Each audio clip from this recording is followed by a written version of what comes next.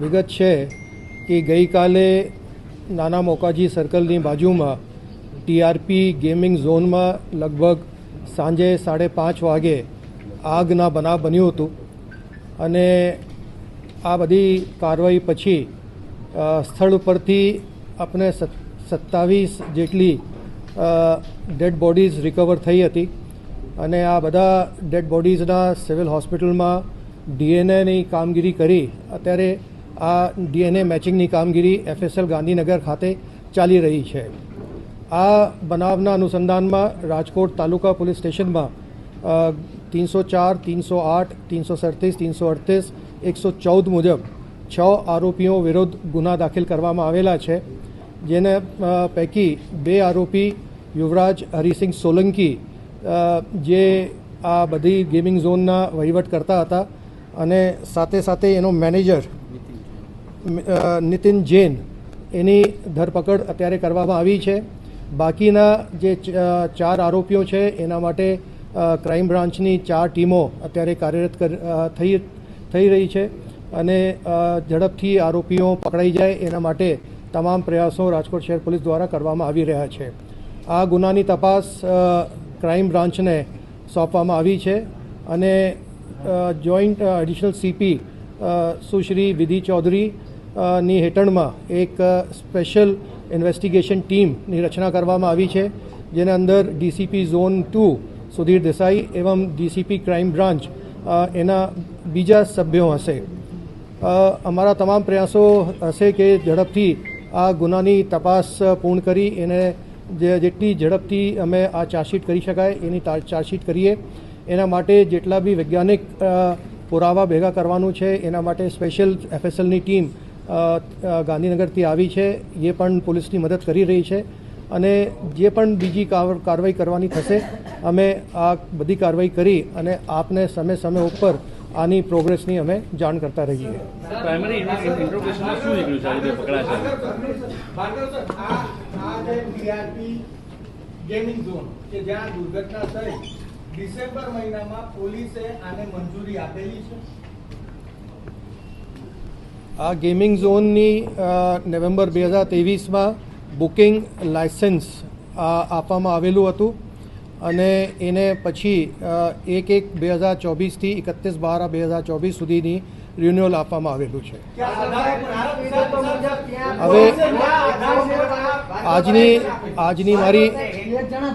આજની મારી અત્યારે કોન્ફરન્સ આપને ગુનાને લાગતી વિગત માટે હતી અને જે બાકીની વિગત છે હું આપને પછીથી જણાવશું.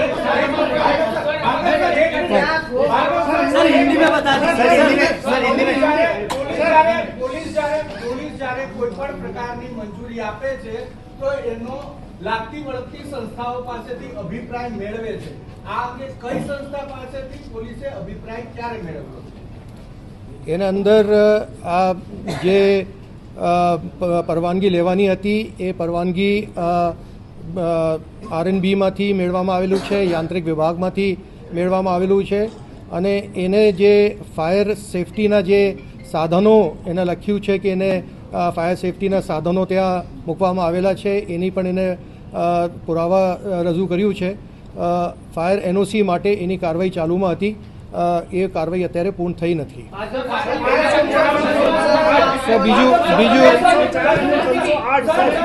બીજી આપ તપાસમાં હવે અધિકારીઓ આ આખી બેદરકારી અધિકારીઓની કારણ કે એ કોઈ જોયું નથી.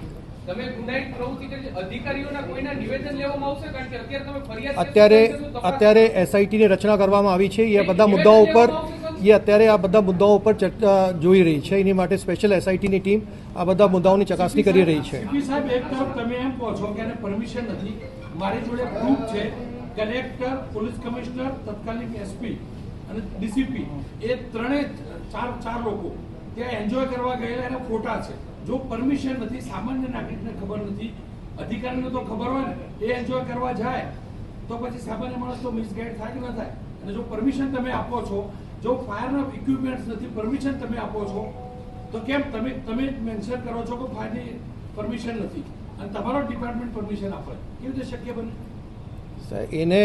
એને જે કાગળો રજૂ કર્યા છે એમાં ફાયર સેફટીના સાધનોના બિલ બધા રજૂ કર્યું છે.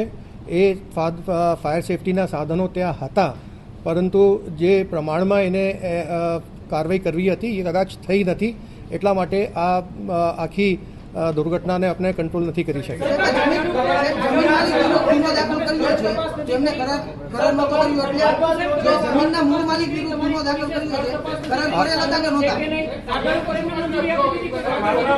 આજે એનું સ્ટ્રક્ચર ગેરકાયદેસર હતું, ટેમ્પરરી સ્ટ્રક્ચર 4 વર્ષથી ચાલતું હતું, આખું ગામ જાણતું હતું, છતાં પણ પોલીસ પરમિશન કેવી રીતે આપી શકે સાહેબ? આજે એ લોકોની જે પાર્ટનરશિપ ડીડ હતી એના અંદર જેટલા બધા એના પાર્ટનરો હતા એ બધાને આપણે આરોપી તરીકે ગણ્યા છે અને એના ઉપર બધાને ઉપર કાર્યવાહી ચાલુમાં છે. બાકી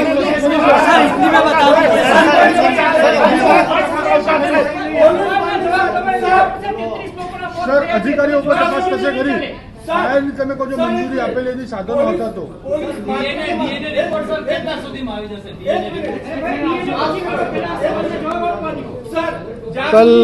कल शाम को जो टीआरपी के अंदर गेमिंग जोन